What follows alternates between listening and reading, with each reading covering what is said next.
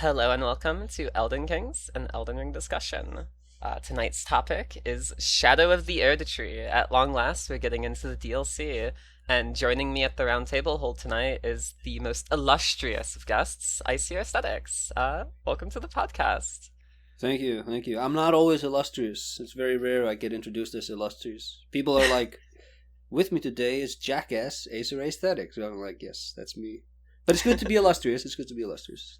That'll be your title for next time. I'll hold you to it. Well, we haven't recorded it that often, but like once we get a couple of more of these in, you'll be like, and then there's this guy. And there's this guy I just can't get rid of. He has cleaned out my fridge, guys. He lives in the walls. So, welcome back to the podcast. You know, it's been a while, and the community's gotten pretty hyped about the DLC. What about your end, though? I mean, like, what projects have you been working on before we get into the broader topics? Where was I at with the Armored Core series when we last talked? I think you had just gotten 4 or 5 done, Yeah. Okay. Alright. Because, like, I was in the middle of that, and that just took over my life for a few months. But I finished that, and now I've just been whittling away on a bunch of sort of background scripts I had going. I'm halfway done writing the Silent Hill 4 commentary. Not so much because I want to, just because I'm tired of people commenting. So eventually, like, if you nag me long enough, eventually I'll do it. But yeah, so I have like a lot of sort of coals in the oven. The demo for my game is releasing in hopefully just a couple of days. Is that Snail or is that a new game? No, it's so Snail. Okay, this is I don't know how much time you want to spend on this. Snail was an assembly test for my game, where I just like all of this code, all of these different functions I've created. I don't know how they work together because I've just been creating all these kits and all of these functions independently. So I'm just going to create a dirty little quick game, mash them all together, and then I'm going to know how to just tweak it, and then I'll know how to best go about building the final game. But then that was Snail. And that was like just, okay, this is just a quick, dirty little alpha project for a nothing game.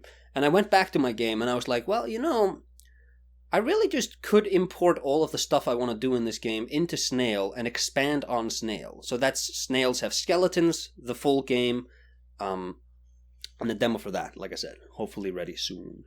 Okay, sounds very exciting. Maybe we'll have to jump back to this topic in a later episode, because that sounds very nice.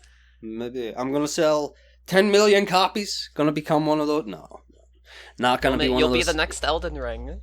I might be, because I also keep delaying the game and not talking about it.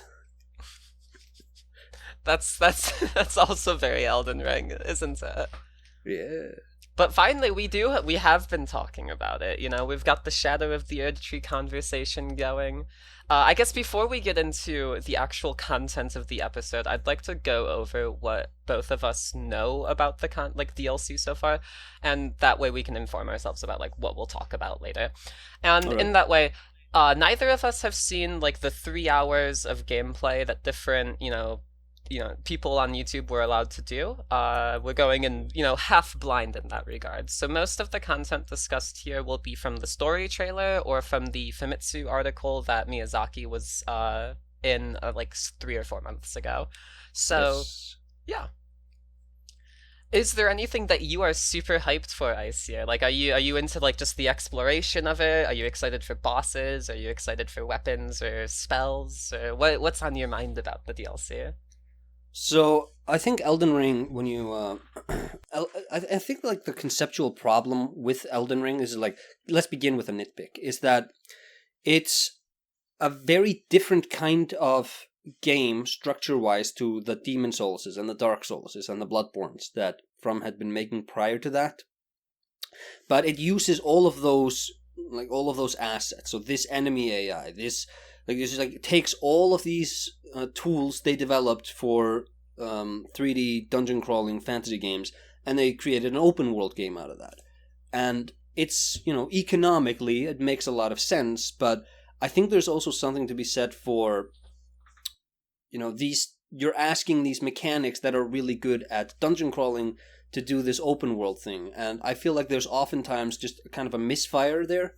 So with the Shadow of the Erdtree, I'm really hoping that, like, okay, now you've had the time to actually reflect on the best practices that you can get out of these mechanics. And I'm really hoping that, like, for example, just level design. I think Elden Ring has really pissed level design in a lot of places. And, but it does have good exploration, which is kind of interesting, kind of weird, like how, how, like, I love traveling here, but I hate being here. Mm-hmm. No, I think that's a fair criticism. How I feel like the going back to the Sekiro leveling system, they might be trying to go to more Sekiro style, like narrative-driven areas levels. I don't know how you feel about Sekiro level design, but I personally think it's a step up from what you see in Elden Ring outside of the legacy dungeons, which are, I think the legacy dungeons are generally decently well realized. Yeah, I think Sekiro. Sekiro has good level design, but like because you have the grapple hook, you just sort of zip over it, and it's kind of easy not to notice. But the level design is really, really strong. World design is also. People always complain how they never did a game like Dark Souls 1 ever again. It's like an interesting sort of progression layout for the world, but like sort of interconnected and interwoven. But like no, they did that. It was Sekiro. You just zipped all over it. I completely agree. There's a lot of nuance and like little mysteries to discover, go down, or paths that are very well laid out with like, like little cookie crumbs to grab and that will lead you into deeper parts of the game. And in that way, I totally agree that it does, that's the very Dark Souls 1Z. So, about the DLC itself with the progression that we've mentioned so far, I think it's, like, we have that interview quote, let me find it real quick, where Miyazaki describes the fact that they'll be using the Sekiro leveling system for attack power. He people were, like, theorizing about it at first, but then I think it's just very clear-cut the way he describes it. So here it is. The Famitsu question says, are there any new elements unique to the DLC? And Miyazaki answers, there is an element of leveling unique to the DLC. Think of the attack power system in Sekiro. Separate from the original level system, there is an attack power that is only enabled in the DLC areas. That raises a lot of questions. There could be a lore tie-in, there usually is to these mechanics. But I think that, the big thing that it directs me towards personally is just that Sekiro is very well realized in directing you towards areas that you can beat that are within your level power, or directing you towards punching up. If you look at the very beginning of the game, how you meet the ogre right before, Gyobu, not right before, but, on the path to, it really pushes you towards doing the optional estate, where you get the fire flamethrower and where you can kill Lady Butterfly for an attack buff. And, the ogre is afraid of fire. Exactly. Not to, ramble off and about mechanics and whatnot. I'm not sure if this is, if you have anything to leapfrog off of. So, I think it's interesting that they went down this route, because something that happened pretty early on in, I think it was like 2 or 3 months into Elden Ring's existence, is that they forked the patching for weapons for the single player and the multiplayer. So, the damage buffs that the weapons got, they were no longer the same. And that was kind of like an admission that, they've taken this combat system basically to the breaking point. And I think that with this attack power system, what they're basically, it's kind of like you're just sort of muscling the combat, and you're saying, no, okay, we've broken the combat system, we can't take it any step further, because if we do, and you do the DLC and you get like 30, 40 levels here, there's no way to slot that organically into the experience without this being either just at the end, and this is the toughest piece of gameplay, or we'll give the player access to this area after they beat Moog, and then just randomly into their progression layout we'll insert 30, 40 levels, and that'll basically break the rest of the game. So with this attack power system, I think it's kind of an admission on their behalf that, like, we kind of, the combat system is kind of reaching the breaking point. And it's, it's actually just kind of broken, because they needed to create a special way to administer attack power in the DLC.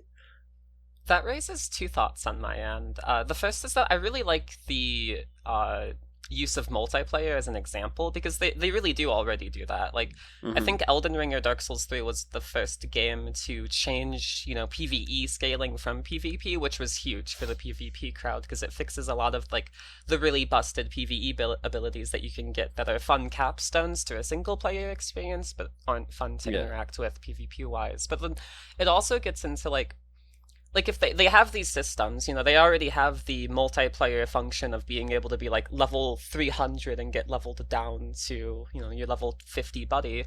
And the only issues that has is really in status effects. So if they already have this precedent for auto leveling or auto scaling attack and defense, then it makes sense that they'd apply that to PvE to make that separate leveling experience.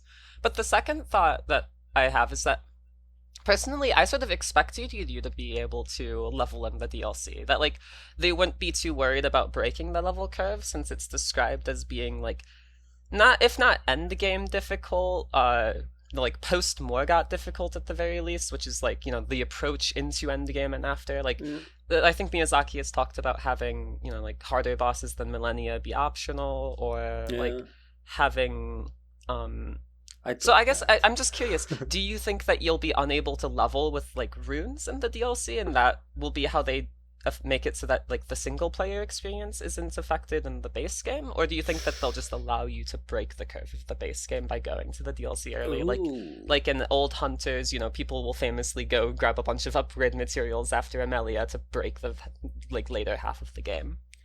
Yeah, no, well, I hadn't thought about it that way, but now, like, they don't have Sites of Grace in the DLC, I don't think. I think they just have that Miquella's rune. Yeah. Yeah, so it's like, maybe you won't actually get any runes in this area. I mean, this could be a place for those who, like, don't have the Grace of Gold. This is just like the unwanted things of the world, so maybe they don't actually have any rune fragments within them to reward you with after they die. But I don't know. I know that it seems like that's something that they probably wouldn't do. I think they'd be much more comfortable with just, inserting 30, 40 levels, and then, the game is maybe a bit too easy in other places, but so be it. It seems like the easiest path to go, and it's what I'd assume. Yeah, there's so much precedence for it. Yeah, there's no precedence. Really. I mean, like, I guess, like, early patches of Dark Souls 1, I think the skeletons that served Nito didn't drop souls, but even that was changed eventually, if I recall correctly.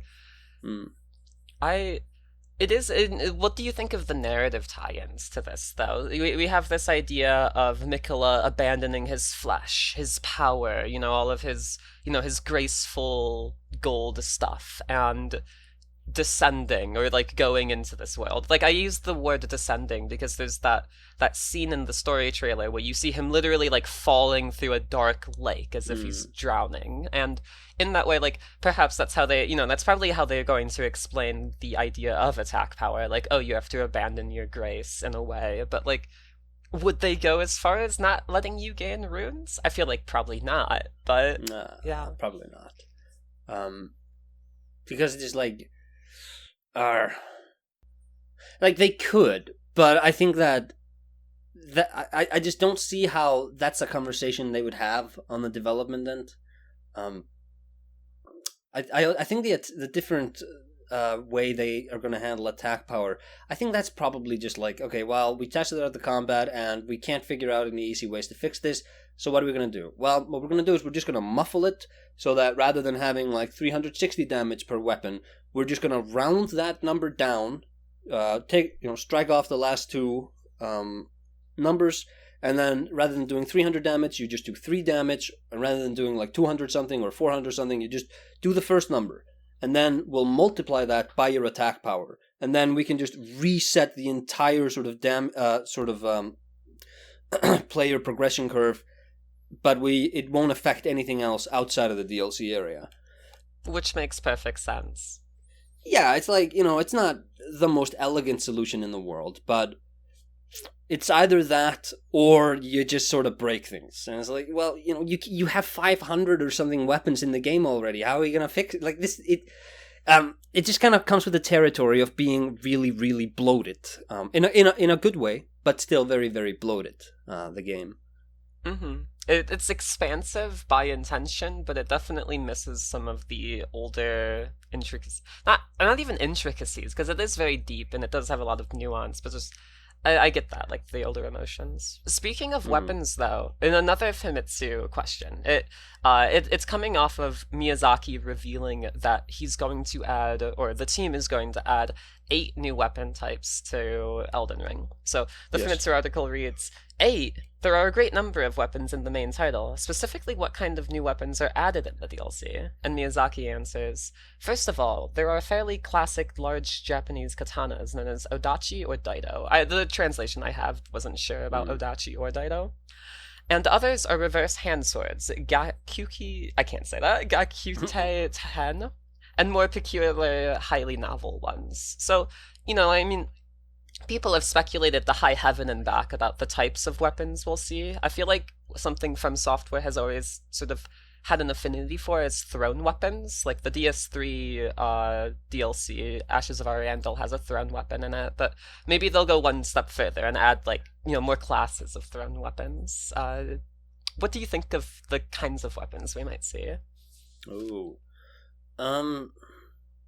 See, I don't know much about medieval weaponry, so the only thing I can think of are like, well, Elden Ring doesn't have like nunchucks. Elden Ring doesn't have like, I don't know, size. And I'm just thinking about the Ninja Turtles. Yeah, I don't know, because I'm also like not super interested in that. Because are the weapons only going to be found in the DLC, or are they going to scatter them across the overworld as well, so that you can sort of organically grow into, like, I'm going to have this sort of a character? That's a good question. I think Miyazaki, in a different part of the article, has gone on record as saying that the base game and the DLC will be like entirely separate entities. They won't even be narrative interaction and new endings or other types of things that people have been theorizing. Has he said anything about the DLC also patching some things in the base game, or? I don't believe so. Let me look for the article that talks about... Ooh, Miyazaki, why you do this? Why you do this to us? Because I don't think it's intended to be a like Scholar of the First Sin, Dark Souls 2 approach where they rework a lot of the base game. I think that they really just want to like add an addition to the base game and not anything else. But perhaps Here we go. Okay, so the Famitsu question reads, can the DLC affect the ending of the main story? And Miyazaki answers, no, that won't happen, and events of the main story will also not affect the DLC. The story of the DLC will be contained entirely within the DLC. So, that answers to the narrative side. I guess I can't really speculate to the gameplay sense. It would be really cool if they added stuff outside of the DLC, especially since they are adding new weapon types. Yeah. I wonder with the new weapon types if that is an indication of there is an Elden Ring 2 going to happen in like 5 or 6 years, and that the DLC, kind of like how the Far Harbor DLC for Fallout 4 is the best piece of gameplay it's the best RPG game Bethesda made in like a decade, and it's just like, oh, you guys actually still know how to make this sort of game. That's interesting. But then all of those experimentations they did there just don't pay off in Starfield, and it's like, oh, well, I thought you were kind of laying the groundwork for, oh, well, whatever. But for Shadow of the Erdtree, I wonder, because Elden Ring sold a lot, so it would justify making a sequel, but I wonder if the Shadow of the Erdtree is going to have a lot of these sort of experimentations they're going to expand upon for a sequel. And that might be why we're getting more, that might be why we're getting more weapon types. It might be why they're not interested in affecting the base game. I guess they're also just like, no, we're satisfied with the base game. This is just like more stuff. I think that's a really reasonable line of speculation to take, because Well, I do think that there's some element of, oh, Elden Ring is the biggest game we've ever made, and this is probably the biggest DLC we've ever made, so we want to be careful with what interacts with what, and we want to leave both as like Hmm. memorable standalone experiences that won't impinge on each other. I think there's also that layer of, yeah, they are probably seriously considering Elden Ring too. Like Yeah. Miyazaki doesn't like sequels. He didn't, he said that Dark Souls 3 was going to be the end of Souls, and he meant that, but he later in the Famitsu interview even references something akin to that. Yeah. When asked, "Do you still have the desire to create games on the scale of Elden Ring?" He says, "Yes, I do. I can't say if it's something I can get to right away, but if I am allowed, I want to try." So like he definitely has that desire to make bigger scale games. He wants to try and expand on what he's done here. But I feel like it's just one of those things. Like, I'm sure that Elden Ring 2 will be monetarily successful. Like, we've even heard of an Elden Ring mobile game. I don't know if you've heard those rumors. I don't know how true they are. But, I recall those rumors. yeah.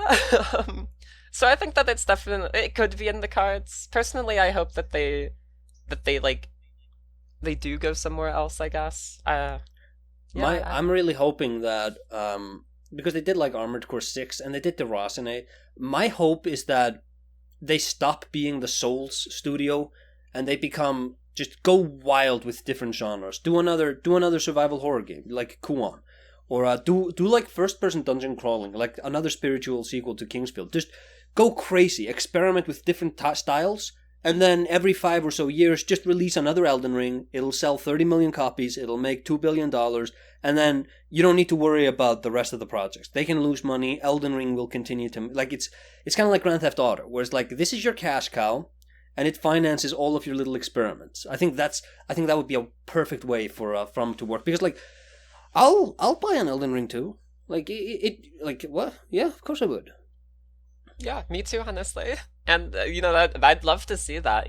Them having the freedom to try out new things Mm. without the fear of failure if they were to dump money into these projects. And like Armored Core 6 apparently made a lot of money. It was a great game. I hope they Uh, make an Armored Core 6 for answer type thing where it's like a bonus. I think I joked once about because for the naming convention, it would have to be like either it has to be like Armored Core V something because like VI, or it has to be like Armored Core Skateboard Tri 6. And it's like Armored skateboard Core, trick. Sex and the City. Yeah, yeah. But they kind of screwed themselves because I think, from memory, I think the game uses. I don't think it uses Roman letters. I think it uses number 6. The cover. I don't remember though. But yeah, it's like, how are you gonna? There is no 6 pun. There's no good one. Yeah, it's hard to do. So, okay, you've seen the story trailer of the DLC. I'm sure everyone listening this far in has seen the story trailer of the DLC.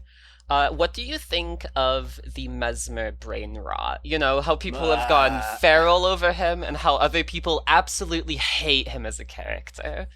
I like him. I think that he serves as a really interesting sort of dichotomy to the Nameless King, because the Nameless King, he's like, they're both the sort of the firstborn that's sort of forgotten.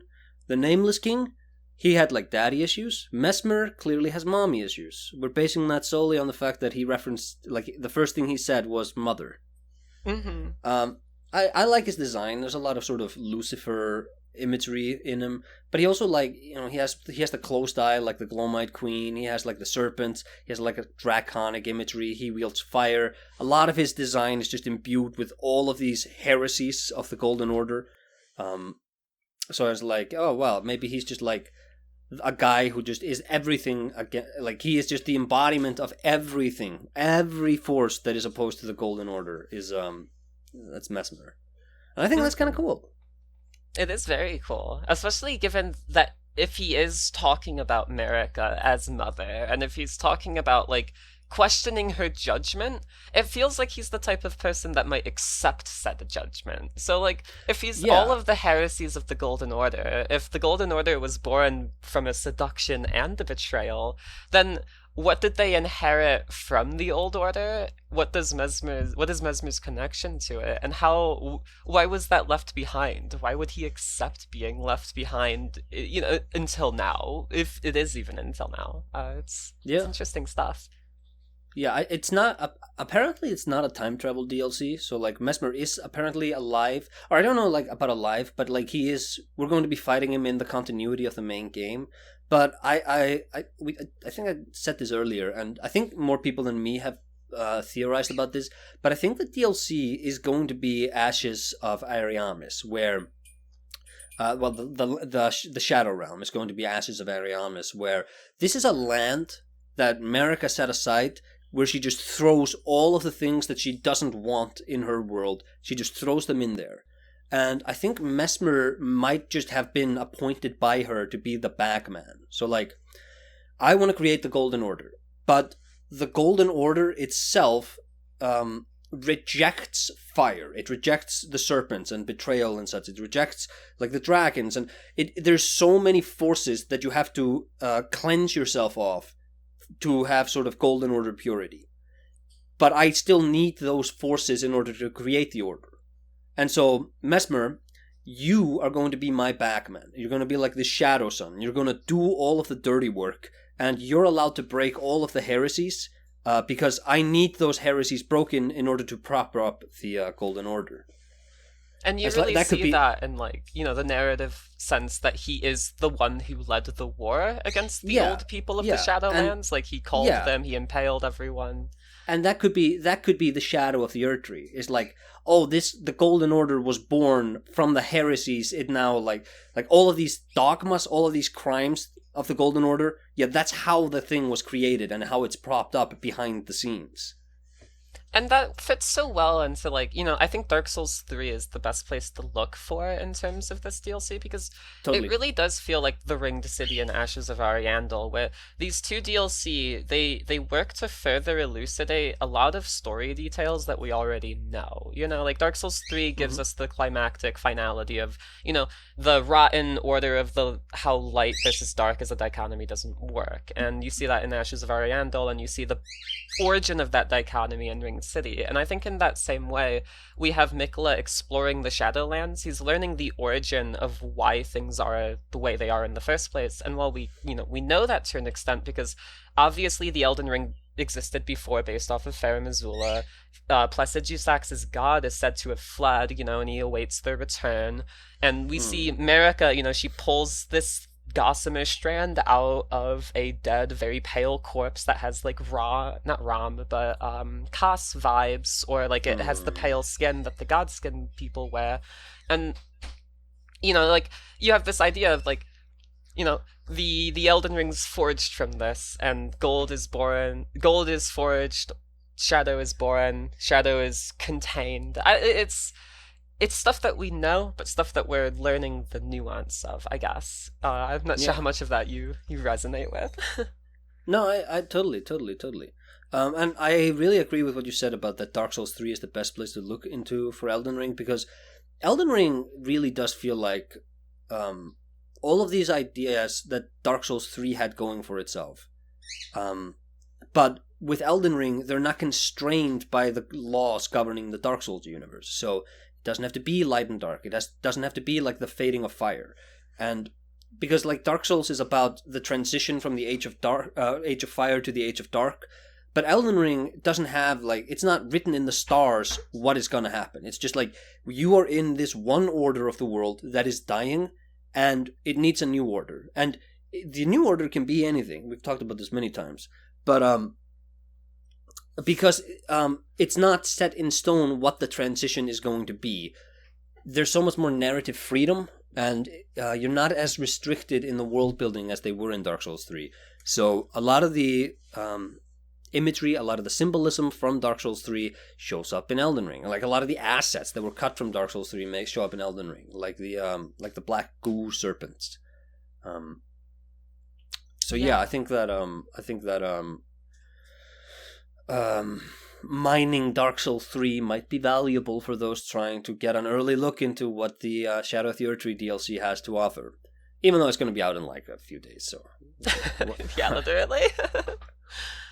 But I absolutely agree. I think that that's a really good. No, I mean, I agree with all of that. Like,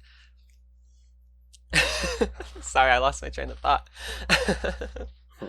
Okay. Moving on to other places of the narrative. Let's talk about Mikola. People have talked about Mikola since the game released. We have so many Mm. theories about Mikola. It's crazy. People will probably continue talking about Mikola for years to come, and where do you sit? Like Mikola, good or evil, or somewhere in between? Ooh. Ooh. Um, it's interesting because Elden Ring is a lot more. The characters in Elden Ring have a lot more personality to them, and I recently got into hot water with people on the Twitters because I insinuated that George R.R. Martin may not have been the sole creative voice of the game, and everyone jumped down my throat like, "Hey, sir, you bastard! How dare you say he didn't do anything?" And I'm like, "I'm not saying he didn't do anything. I'm saying he didn't do everything." But the sort of interpersonal relationships of the characters and that stuff, I think, is very much it has his sort of fingerprints all over it. Yeah, it has a sense Mikola, of tragedy, to it. yeah, and like characters in conflicts with their own hearts and just the sort of like you can't like you can describe who Gwyn is kind of by like what he did. He's like this powerful king who's like also deathly afraid, and but like I feel like Radon, or Melania, I feel like I know them. I know what their personalities are like, in a much more profound way. So I like Mikola, I I don't know if Mikola is good or evil. It definitely feels like Mikola wants to be good, but Mikola also has like there's so much like Griffith imagery, like stationed in the egg, just like this sort of feminine looking princely little boy. So you're like, well, does that mean that Mikola is going to be, because they also say that Mikola is the most fearsome Empyrean of them all, and you're like, well, are you actually gonna? And that's another thing. Okay, I know I'm kind of just spiraling around different topics here. This is something that we're gonna have to address with the DLC. I don't think the base game is necessarily a good indicator of what we should expect from the DLC, because I think they're just gonna change a bunch of shit. So the Glowmite Queen, I don't think we're gonna get anything on that. I think that Mesmer probably started out as the Glowmite Queen, and they were like, "Here's what we want to do with the Glowmite Queen," and then they were like, "Okay, but we don't want to use the Glowmite Queen for that. Let's do something else." And then it's like, "Oh well, let's create Mesmer." Kind of like how Mikolas and Lawrence in Bloodborne, they have the exact same backstory. Hey, why is that? Oh, it's because they used to be the same character, and they wanted to do two different things, so they just split the character up. So I don't know how much of the base game characterization of Mikola is ultimately going to be represented when we finally meet the guy. Yeah, I mean, honestly, that's a really good way of putting it because I never really considered that angle on the Glomite Queen and Mesmer, but I think it's very possible, especially since like when you make a DLC, you're evolving past design documents, and it's Yeah. obvious that the Godskin cult was integral to Elden Ring's story from the fact that like one of the very first promotional images released was the Godskin Apostle, but like them evolving that idea as they progress, I really like that angle. Yeah. And I agree about Mikola.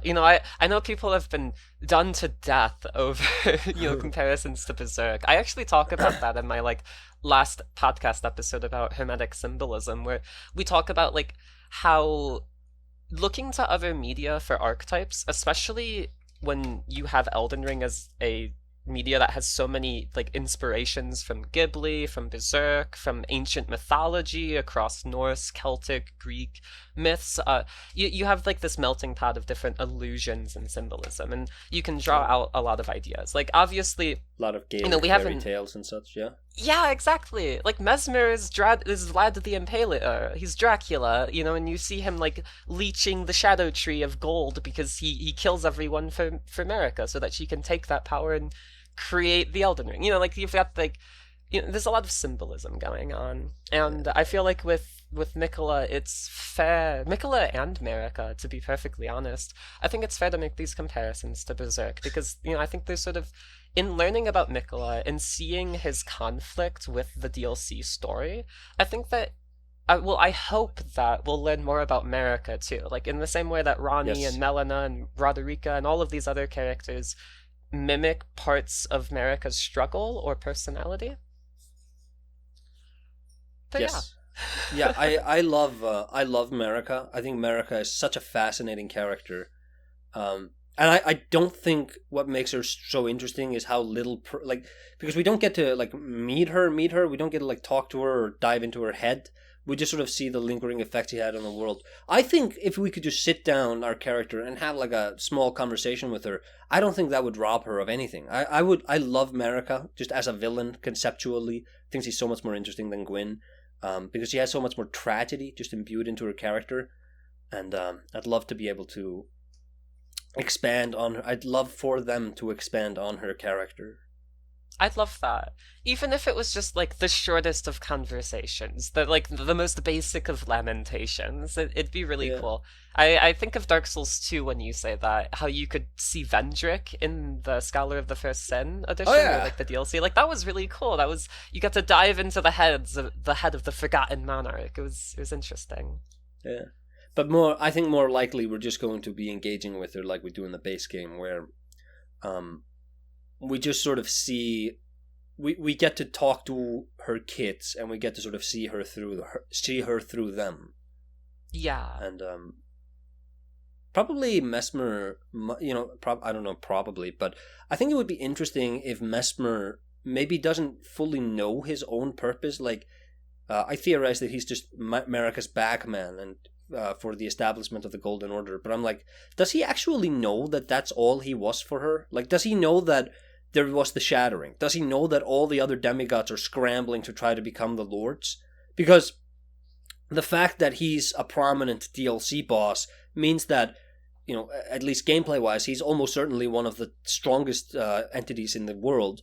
And I don't know, like, if he was strong enough to destroy the order that came before, he didn't do it alone, obviously, but like, I don't see why, from what we've seen from the trailer, I don't see why Radon or Melania would just be impassable challenges for him if he wanted to stake a claim on the throne. So, like, does he even know about that stuff, or is he just like kind of sitting there like the Lord of Hell, Lord of this sort of abandoned, unwanted place, and just like waiting for his mom to give him his next heading? Or I love it's this interesting. angle on him. I think that I've had very similar thoughts because, like I think the very first trailer for the DLC, it set it up very interestingly because it begins and ends with Mikola, posing a question about his involvement with the DLC, but the Mm-hmm. main focus of it is on Mesmer, where he takes center place, midway through the video, and he's obviously like he has the most screen time, he has the most build up, he has the most lines that are personally spoken by him. And Mm. in that way, I think it's I really do agree. I think that like we're going to see someone who has, again, the tragedy is a big angle of Elden Ring. We're going to see someone who sees himself as a hero. He did his service to Marika, and now he's doing his duty by protecting the Land of Shadow. Like whatever is important to the Land of Shadow, why it's veiled, what is hidden there, what is kept there, the dark secrets of the rise of the Golden Order. I imagine it's much like the Forbidden Lands and the mountaintop of the giants, where mortals are just Mm. very clearly not allowed there unless they're there by very Or like specific the fishing purpose. hamlets. It was like, yeah, Yes, we it's did a the dark horrible secret thing. of the Healing Church. Yeah. Yeah. Yeah, so like we did a horrible thing in the past. We have to cover it up. So you have Mesmer. He's been doing this thing, and he just learns. Oh, a tarnish became Lord. What the fuck? When did that happen? Yeah, and like, is he gonna meet Mikola? Did they like? Because I'm really hung up on this idea that Mesmer is like the firstborn. I would love if he's the firstborn. If he's like just like Lucifer, he's the first of the angels. Like Godwin, no, it wasn't Godwin. It was Mesmer. Mesmer was the first one, and I just love this idea of um Mesmer as a sort of because he's raised by Marika, but he's raised by Marika before the Golden Order. So he gets to know, like, oh, the woman who governed the world and who raised all of you other ones, yeah, that's not Marika. That's the sort of mask America wore. I know who America really was. So it's going to be interesting to see, like, what is Mikola going to think about Mesmer? Are they going to meet? Like, what kind of relationship do they have?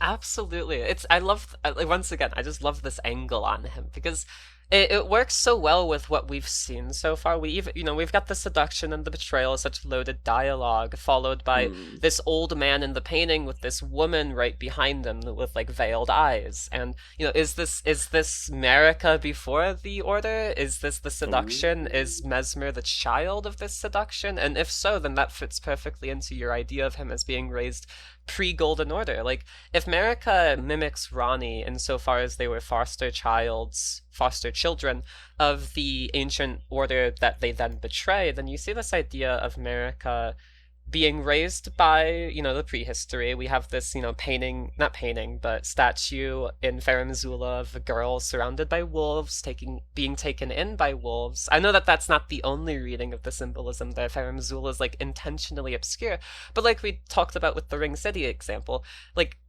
the DLC is diving into what was previously obscure. We see that with, like, the lion dancers, and I know this is, again, speculative, but the lion dancers are probably related to Farum Azula. They're part of the ancient order of bestial things, of divine crucible energies, and they were called, and so that the Erdtree might rise with its order of humans and controlled evolution and stuff. Yeah. And also, like, I think they're all omen. They have, like, sort of weird omen-shaped bodies, like gray skin and stuff. So it's like, are they also just like, this is just what we do to omens? If we don't throw them in the sewers, we just, like, throw them into the Shadow Realm. Or they might have been parts of the ancient order. I mean... Oh, yeah, totally. And they still have, like, their sort of religious dance ceremony for the beasts that they worshipped or something. We'll be right back after these messages. Did your Golden Order remain imperfect after your rise to the throne? Did the bountiful blessings that the Two Fingers so readily promised turn out to be a lie? Has your kingdom fallen to fracture and disorder in recent years? Well, you may be entitled to compensation. We at the Nox and Eternal Lord law firm have long debated the efficacy of Golden Rule as opposed to the Age of Stars, the natural reaffirmation of the divine logos of the world that has been for so long superseded by the fear-mongering gods who dwell on high. We believe that every individual should be entitled to what is theirs regardless of the standards of fate or birth. So, if you feel disillusioned with the false golden grandeur of Marika's decrepit order, then choose the Nox today, and help us help you by ushering in the reign of our Rise, Eternal Lord, and their Age of Stars. In other news, Feedspot.com has ranked Elden Kings in their list of top 10 Elden Ring podcasts. Yahoo! Additionally, Shadows of the Erdtree will release later this week on Friday at midnight Central European Standard Time, which for Americans like me will actually be closer to 5 to 7 on Thursday. So I hope you all enjoy. With all that said, let's get back to the episode. Well. Well. Now that we're back to it, let's talk in a lightning round. Let's get through, like, some concepts that we haven't been able to touch upon as readily so far. And the first part of that, I think, is that even though Elden Ring moves on from the light versus dark baggage that the Souls trilogy had so much of, they still are attached to it. Even though that they've evolved this paradigm of light versus dark into, like, causality versus regression, into the idea that, like, the future will always be different, but will be doomed to forever repeat the mistakes of the past, and we always have this yearning to go back to what we were. You see this other deeper idea with the Golden Order itself. In the trailer it says, an order from which gold arose and from which shadow was born. We get further elucidation on what was done with that shadow in-game. Like, Malekith has sealed destined death. The shadow of the Erdtree is the shadow of death, and you see this with, like, Enya's dialogue. The rune of death goes by 2 names. The other is destined death. The forbidden shadow, plucked from the Golden Order upon its creation. And you have this baggage, this idea that when Shadow was born, it was plucked from the Order. If you look at the Elden Ring is made of gold, but Destined to Death is made of, corporeal shadow, just like how the Dark Soul of the Souls trilogy is the only corporeal dark thing that's associated with the First Flame, and we see the Elden Ring as a replacement of the First Flame. Yeah. So going off of all of that, thoughts, theories, ideas. Oh my god! I just because you were talking about Destined Death, I just had a thought that nobody has ever articulated. If Mesmer is an Empyrean, does he have a wolf companion?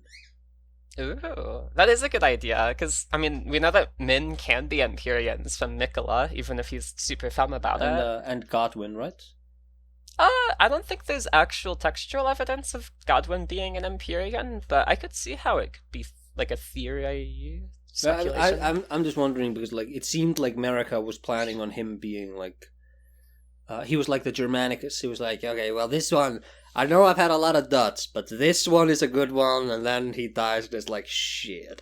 Shit. Yeah, no, he was definitely the golden child. He was the best fit for Firstborn until we got this stuff about Mesmer, and then we have this whole up-in-the-air quality. I feel like the closest I've seen to it wasn't that Godwin was an Empyrean, but more so this theory that Ranni was meant to marry Godwin and become the next goddess of the Golden Order. Like you see the sun and moon united, the houses united, but she chooses the dark path and kills him, and then she doesn't need no man. She's a strong, independent woman. Doll, I guess. But yeah, on one hand, girl boss. On the other hand, doll. But yeah, I don't know. That's just like a weird thought I have. I was like, well, what who's the wolf companion? But yeah, light and dark are still they're no longer like the constraining metaphysical concepts of the universe. Now they're just like themes the games also address. So and yeah, death is sort of it's the shadow that's plucked out of the Erdtree. I wonder though if that's what they mean by Shadow of the Erdtree, or whether Shadow of the Erdtree is like this hidden evil reality of how this order was forged. I think it's sort of both. It's using like the play on it's using shadow as this really multi-layered term, because the shadow of the Erdtree is the shadow lands, which are veiled from the rest of the lands between. Because like the lands between is the golden entity, and then the land of shadow is its shadow, and in the land of shadow is a shadow tree that is the shadow of the Erdtree.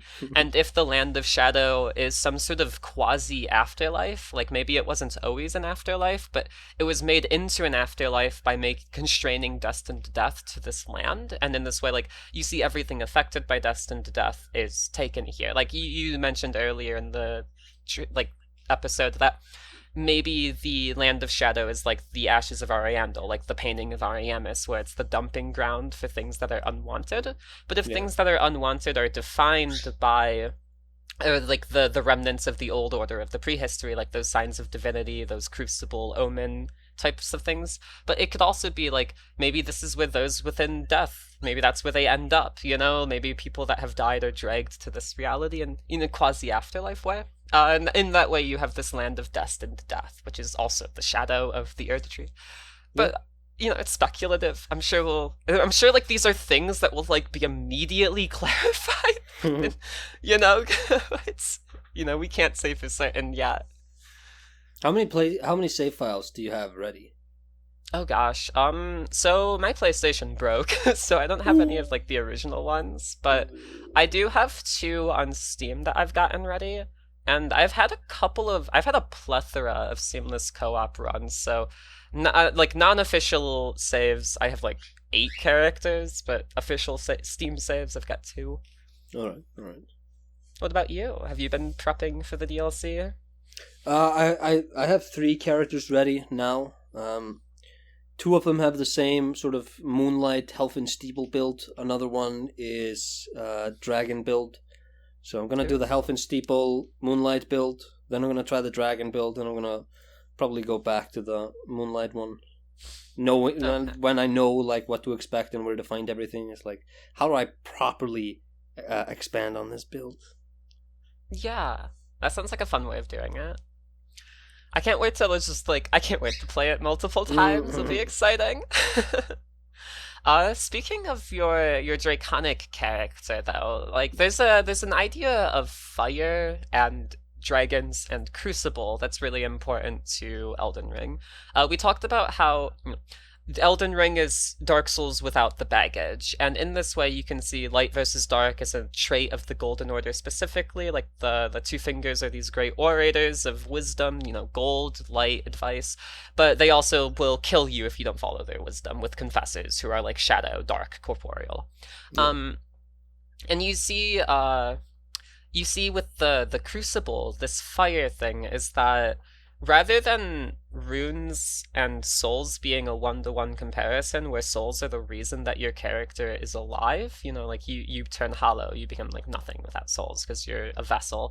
You see instead that runes are what guide the fate of like animals or people, aside from starlight. So the crucible is just natural life. It's the vigor, energy, your health bar. And I guess just in that way, it's really fascinating to me that like the Erdtree was the crucible. The Erdtree was fire. Well, I mean, people debate if the crucible is actually fire. That's already an inherent speculative idea. But going off of the idea that the crucible at the very least represents fire, and ancient dragons have fire because that's what is making their stone bodies be alive, just like in Dark Souls 1. You look at the Wicker Men that are in the story trailer, and you see these. To clarify, Wicker Men are a Celtic pagan ritual where they would sacrifice humans and livestock in these large human effigies called Wicker Men. Like tower. They would be like 20 feet tall, and you see these as enemies. Where people are actively being burned in them, and they're on fire, and that's what presumably is making them alive. It's almost like the great pots of the lands between, but rather than being something that's planted and grown, it's something that's burned and is active. I don't know how much of this resonates with you, doubts, concerns, theories. What do you think?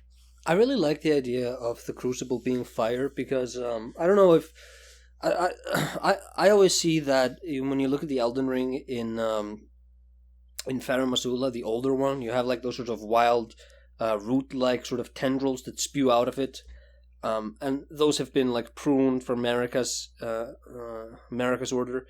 Those sort of look like fire. They have like the sort of wild arms flailing all around that might be indicative of fire and like the way fire animates life. And then Marika just takes that away, and all of a sudden the sort of grace and power of the or like whoever took the power from the dragons. Took that out of the Elden Ring, and all of a sudden the source of their power is sort of diminished. I don't know much about Wickerman, like the folklorish characters. I didn't know they were. I thought they was just like something they made up for that Nicolas Cage movie. I love that.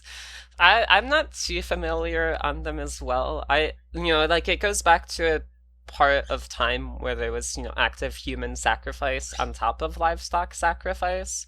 Oh, To yeah. my knowledge, Celtic and Norse mythology had interplay because of the time when the Norse peoples invaded England, Well, and well, they well, The boys got a bit rowdy, but it was justified.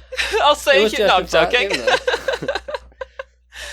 Did you know England that did kill their, Iceland? their king by throwing him in a pit of snakes, so maybe they had it coming a little bit. Yeah, hey, England was kind of asking for it now. Did you know that Iceland, if you look at the Icelandic genome, it's really interesting. The X chromosome is identical to the Irish X chromosome, like sort of the generic national chromosome. And the Y chromosome, that's the Norwegian chromosome. Because Iceland was just populated by a bunch of Norwegian men who made a stop to Ireland, stole a bunch of women, and then settled in Iceland. Huh. I did not know that. It's It's wild. a bit dark, but that is wild. Huh. And it's really interesting because like half the people here look really sort of Norwegian, and the other half are like, well, you could just be from Scotland or Ireland or somewhere. Yeah. Well, that's further proof of the interplay of cultures, I guess, you know? Yeah, yeah. Like I am there's a Norse ritual, it's called a bloat. There's actually bloats that are held today. It's like a pagan thing that's, revived. Yeah, well, we still have some of those. You're probably talking about like sort of pagan LARPing that's more serious than the ones I know about. But the ones I know about are just like, yeah, here, eat a bunch of moldy fish. I was like, yay. Yeah. No, I can't say I've ever been to one or seen videos of one, so I imagine that there is that disparity between, how people can reenact ancient ways. But, in the ancient bloat, you'd sacrifice 7 animals, each to like different ideas, and one of those animals would be a human, and they'd all be sacrificed to Odin, the High One. And Mm. I think that idea of human and animal sacrifice is somewhat connected to the idea of Wickerman that you see in Celtic mythology, where they, burn a bunch of bodies in these giant effigies. I don't really know any deeper ideas about it. I don't even know if the Wicker Men were seen in the ancient mythology as like things that moved more, and they might have been more so just like a thing that we sacrificed people in, and that was representative of, an idea of life. Yeah. Yeah. It might just be like a cool visual. It might just be like, well, there's this idea of human sacrifice that's connected to this visual, so we'll just use the visual to communicate the idea. They do a lot of that, like how we find Kuro in Sekiro. The first time we meet him, he's in the Tsukimi. It's like a moon viewing tower, and the moon is all about enlightenment, and it's like, oh yeah, so that's like you're meant to understand Kuro as a character from how you're introduced to him in this specific setting. Yeah. Flew over my head. I imagine it flew over most people's head, like the exact like meaning of it. But that's the fun thing about symbolism, because like even if you don't know the history of what's being alluded to, you can still get like an emotional resonance. Like Yeah. this symbol was emotionally powerful enough to actually become a symbol in the first place, and then that way, like, every human that lives has seen the moon. Every human can understand that sort of quiet time at night where you see the moon and you feel, it's an emotional resonance that you get when you see him in that tower on top of the symbolism. Yeah. And like moon equals enlightenment. That's also the point of Bergenworth. That's also the point of Rani. It's like, oh hey, you know how they do this thing all the time? It's like, oh, you know how Ludwig, he was like, he woke back to life and sanity when he saw the moonlight blade. It's like, yeah, hey, there's something to that. Yeah, absolutely. uh Sorry about my birds, by the way. I Pretty active. was um wondering if there was like a squeaking rubber something there. I was like, oh, it's a bird. Yeah, no, they've woken up. It's daytime. I'm gonna cover them real quick. Okay, I'm back. They were so polite at first. Hmm. So, one last thing about Flame and the idea of Flame as life is the Blade of Calling. I think that we see Melina as this character who reignites the fires, the giant's forge, and in this way, there's some metaphysical connection between the forge and the Erdtree. I don't know if the forge is implied to be like the old seed of the crucible or a connection to the crucible, but in some way, it lights the Erdtree of flame. And you see this Hmm. connection between fire and life even deeper, because the Erdtree as an axis mundi is representative of the world, representative of life itself. And the Blade of Calling, basically, the second line of it is what I'm focusing on. It reads, "The one who walks alongside flame shall one day meet the road of destined death." Like, in literal terms, this speaks to Melina's quest of walking alongside, walking to the Giant's Forge and directing the player through it to Fair Missoula where they meet destined death. Like Yeah. literal narrative sense, literal foretelling. And But just like sort of hacking the prophecy just by, okay, well, I need to get to death and death. This prophecy says these people will meet death and death, so that's what I'll do, and then I'll meet it. mm-hmm. Absolutely. But like at a metaphorical level, I feel like it could be taken to mean like the one who walks the path of life alongside flame will one day die. Like, that's the natural conclusion of existence, but that's Hmm. not the natural conclusion anymore because the Golden Order has bound death, because it's no longer defined by flame and instead defines itself by the Erdtree, which is, golden instead of flame. Ooh. Yeah. uh, yeah. What else do we want to touch on? We've done the Wickerman, the Crucible, Gold versus Shadow. Uh, What do you think of the twin snake symbolism with Mesmer? That'll be my last question as we wrap things up. We have this, we've got the Souls trilogy symbolism of Frampt and Cath. We have the Greek symbolism of the caduceus, which is like a sign of healing. It was carried by Hermes. It was a sign of healing and peace. But if Yeah. that's the case, then it's obviously inverted with Mesmer. What do you think? Um, I've seen many different takes on it. I don't know what to make of it really. I think that there's the serpent and Lucifer in like Paradise Lost. And there's a lot of illustrations from Paradise Lost that were done by I think some German painter. And you can see a lot. You can see a lot of like a lot of visuals in the Shadow of the Erdtree trailers. It kind of just feels like, wait, are you just taking this imagery? So I really connect Mesmer to this idea of like the fallen angel Lucifer, but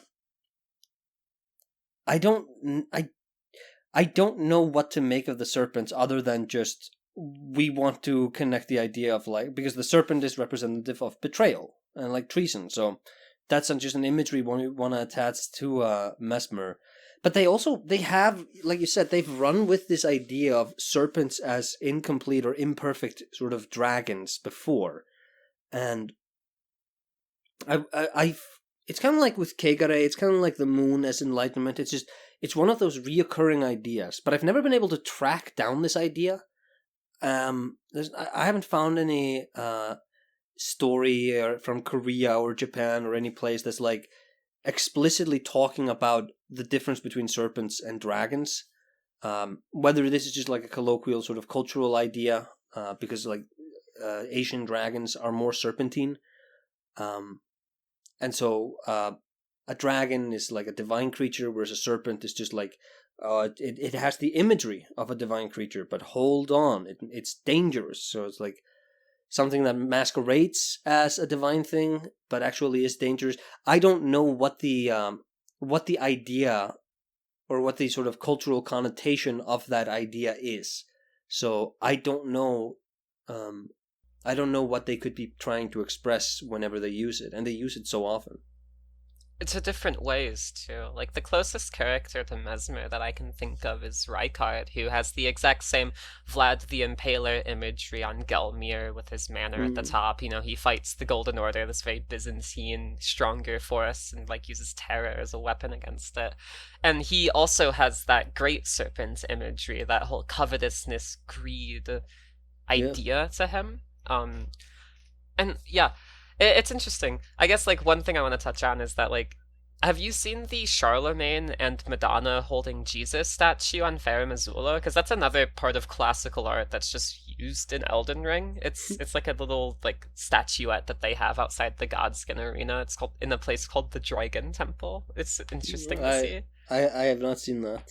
Okay, yeah, it's just a lot of baggage and like these very small, very uh little used little symbols.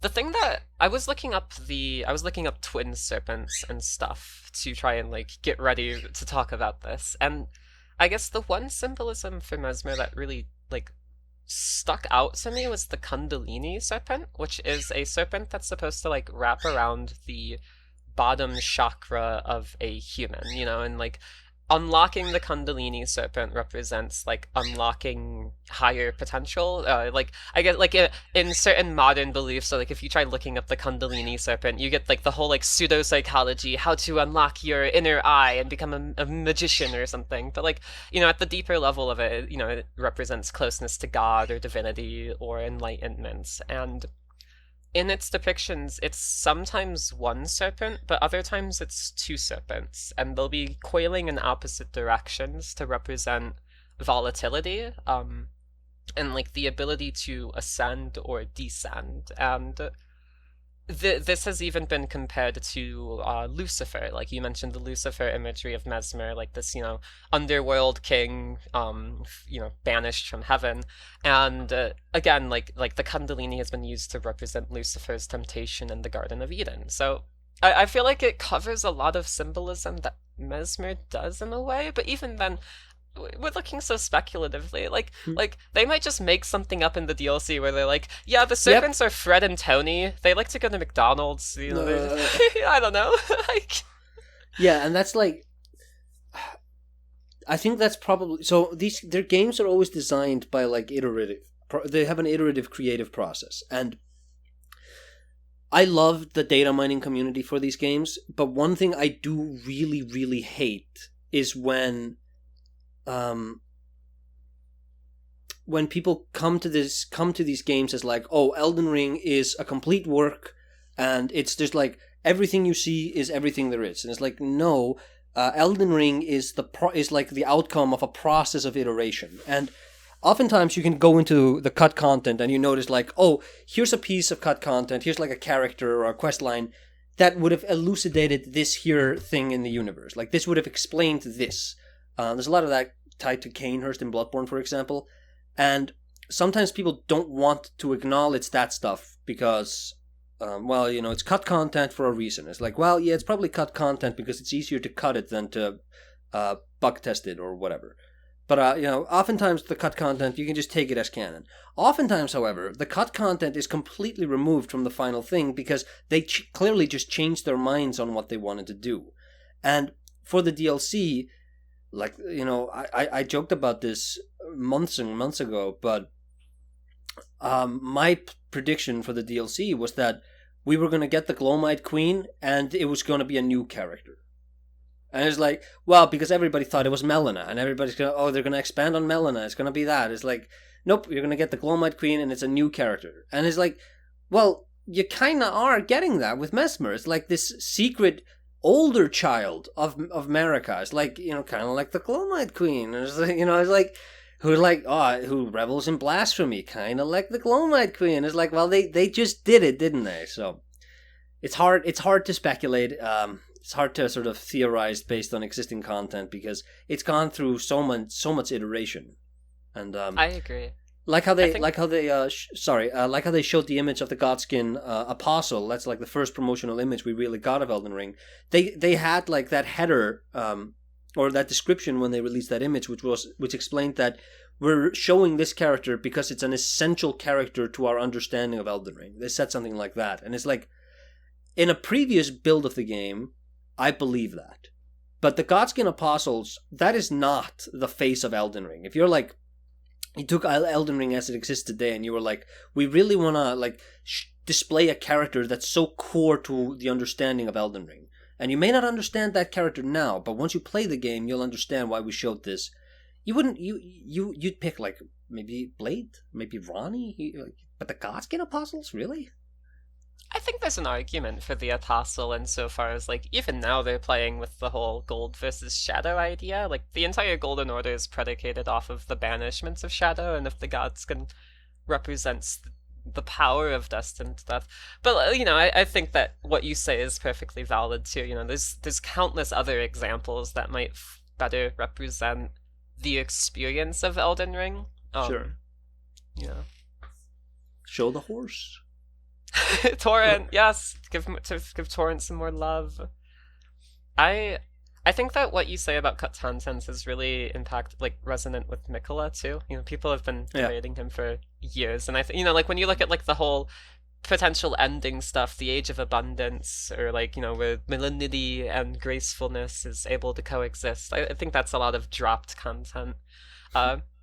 Before we end, I thought that I'd leave people with this Rico quote so that they might think deeper on Nicola. Because while I think that, like you say, cut content is either stuff that they decided not to do or stuff that they didn't feel like they could fully put in the game like without having issues.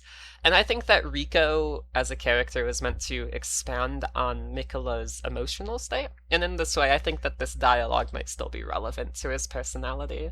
But Rico says, Dream Brew is known to drag people's secrets into the daylight.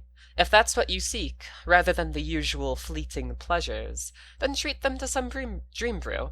Secrets are like fine wine. The longer they mature in the dark, the richer the flavor.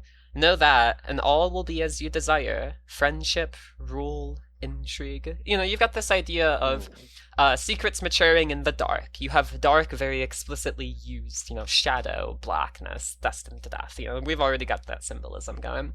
And you see that, like, knowing these secrets will help you achieve what you personally want. You know, knowledge is power. Gideon the Half Knowing is a perfect example of that, as opposed to the player Tarnished, where power is power. And yeah, that's about it. Any finishing thoughts, Aesir? Do you think Gideon is gonna have secret dialogue open up about Mesmer, or do you think he just doesn't know about that? They say that the narrative doesn't connect between like the DLC and main games, so like potentially not. I'd love to get more roundtable hold characters and dialogue. I really hope. I mean, I fingers crossed. I'd love for Gideon to have dialogue about that. Honestly, like I think that Gideon. You know, I've seen a speculative theory that he's the Godskin Apostle because of one of the secret incantations he gives you, which is super speculative. But I mean, if that's the case, then I'd even give more. I don't know. Give him more connection to everything.